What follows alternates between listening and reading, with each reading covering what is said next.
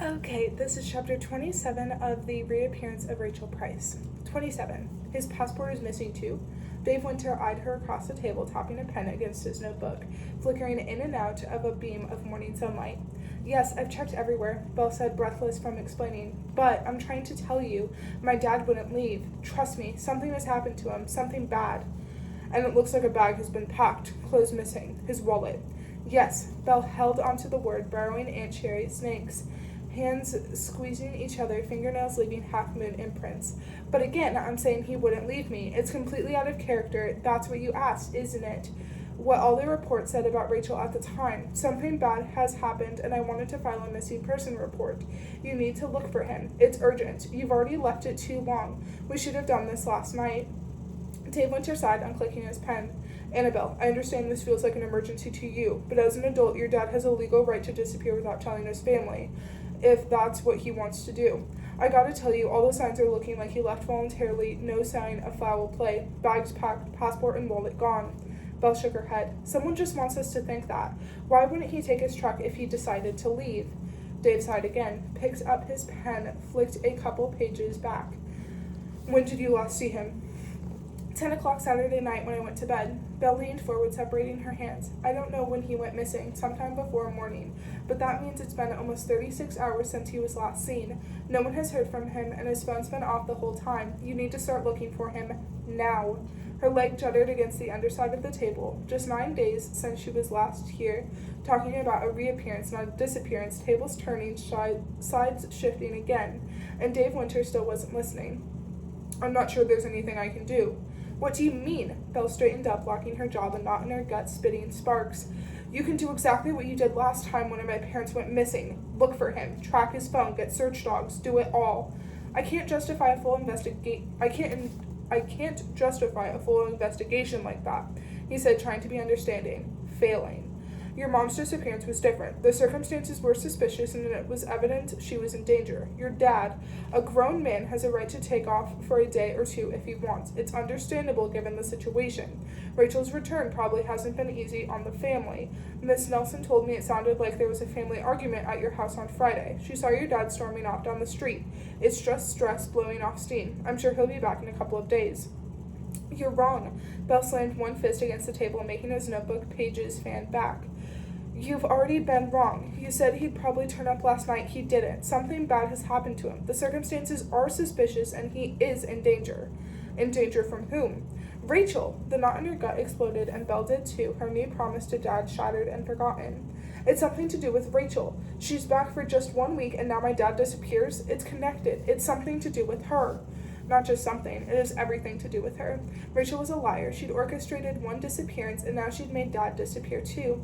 Belle should have worked harder, faster, to find evidence and remove Rachel from their lives. Now it might be too late. Dad was already gone. The worst had already happened. The last thing he'd asked her to do was to trust Rachel, and now Rachel had taken him from her. I'm sure it is connected, Dad said. Rachel coming back after being presumed dead all this time was an unprecedented event, and the stress of knowing the man who took her is still out there. I think I'd want to break if all that happened to me. My dad didn't leave, she shouted, both fists on the table. Annabelle, you need to Don't tell me to calm down. She took aim with her eyes, blinking the fire his way. You need to do your job. File the missing person report and look for him. Dave's mouth opened silently, building up another sigh. Anger wasn't going to push him, but something else might. You owe him, Belle said, darkly, lowering her voice. You owe him, and you know it. You've been wrong about him before. Convinced he was the one who killed Rachel. Locked him up, made him face trial.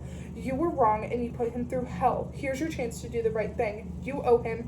Please, help me find him. Dave's mouth stayed open, but there was a shift in his eyes and a shift in his shoulders. Okay, he said gently, his fingers drummed the table, dancing spiders. I'm going to need a written statement from you for the report. I'll need all his details, phone number, and carrier. It will take a few days to subpoena the records. I need bank details if you have them, papers at home. Yes, Belle said, breathless again. A new feeling, too, hope. It was small and fragile, but she fed it to the knot in her gut. I can do that, right now. An officer will have to come An officer will have to come out to the house, do a search, and we'll need a statement from Rachel, too. Thank you, she said, throat dry and scratchy, eyes too from fitful bursts of sleep, fighting it all night, watching the door in case Rachel came for her too. Dave stood up from the table, knocking his knuckles against it once. "Don't thank me," he said, holding his notebook against his chest, eyes heavy and sad. "Like you said, I owe him." Belle nodded. They all did. Belle didn't go home again until it was dark. She closed the front door, wincing at the sound of the latch giving her away. Home, except it wasn't anymore. The air was different. It got trapped in your ears, amplifying every creak and sigh that a house was supposed to make, and the ones it wasn't. Footsteps from the living room, muffled and creeping. Rachel's head peered around the corner, the rest of her body following, trapping Belle in the hallway. But Belle, where were you?" Belle shrugged off her jacket. "Jeff and Sherry's, where were you?" She shot the question back at her. Rachel's mouth twitched, sharpening her chin. "After the officers finished their search here, I went to give my statement to the chief of police.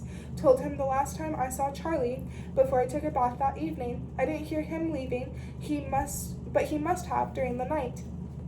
Belle took one step forward, forcing Rachel to take one back, freeing her.